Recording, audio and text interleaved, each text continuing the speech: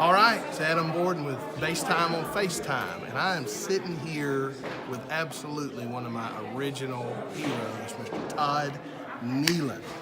And we just finished up a tribute concert, his dad, Rex Nelon, and we had a lot of great former musicians of the Nelon's band. Wasn't it fun? Man, like lifelong And dream. Adam what an incredible bass player.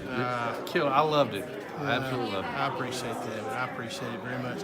I wanted to really quick, while we had a couple of minutes here, to kind of give you an opportunity to speak to some of those young bass players and things like that. Tell me about a couple of things I want to ask you. Over your years of playing, how long were you on the road with the Nelons? Right. Well, I was on the road with the Nelons about 12 years. Right. Okay. So now, what were the bases? What did you start out playing when you were playing on the road? Because your dad was a guitar player and he knew the value of good instruments and things like that. What was your first bass that you started playing when you were on the road? My first bass was a Fender Precision. You know, I think that's back in the day. That's when everybody started with, with the Fender Ps. I did. Yeah, sure did. I had a 69. What would you remember what yours was? Well, no, mine wasn't that old. I wasn't as old as you were. Oh, that's true. You know, I think mine was an 80.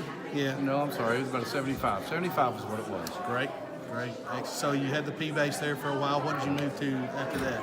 I met a man, another bass player that was incredible, John Mays. Oh yeah. And he turned me on to Yamaha. Yeah.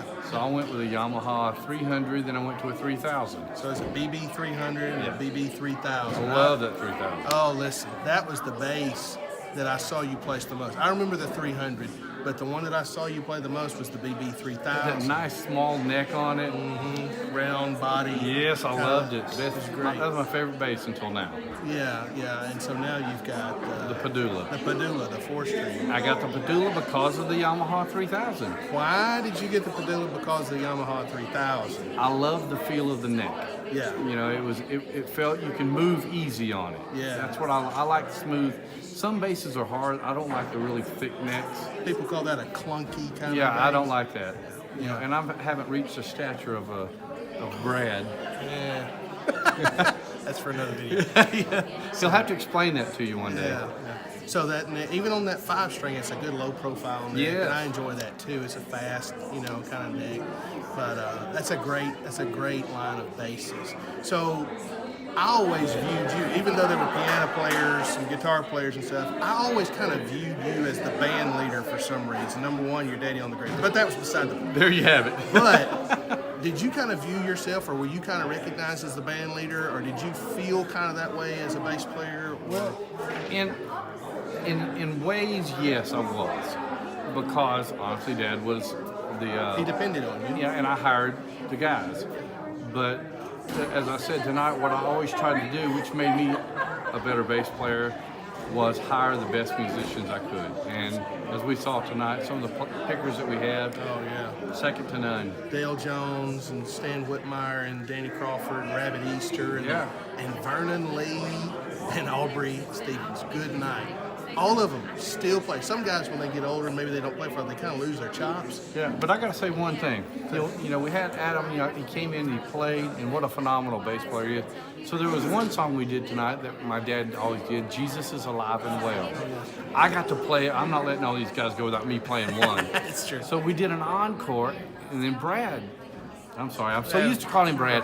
So Adam, he took over and played, and literally showed me up. Oh no! I mean, he was flying all over those keyboards. Incredible. And I'm gonna throw a shameless pitch in here. Oh. If you're watching this and you're a bass player, this is a technique that you really can learn. Adam knows when to play and when not to play. That's a key thing of when not to play. That's what I was going to ask you about, because I always remember you grooved, constant. I mean, your whole function to me was the groove, and you had good counterparts there with your other musicians. But you always knew when to do something a little melodic, or maybe just something doubling with the piano or guitar. You always knew where to place those things, and that kind of drove me towards that as well. Because you can play licks all night long, and you can fly or do all the fancy licks, but it really, to do it when it counts. Yes, it's more effective. Right. And people will hear that. Right. Where if you're just playing all over, As I've told some bass players that's asked me, you're not getting paid by the note. Exactly. Exactly. Now, one last thing. A lot of guys that I talk to, and ladies that are learning to play bass, they want me to show them something about slapping and slapping my and heart. popping. Oh, listen. Todd was the guy.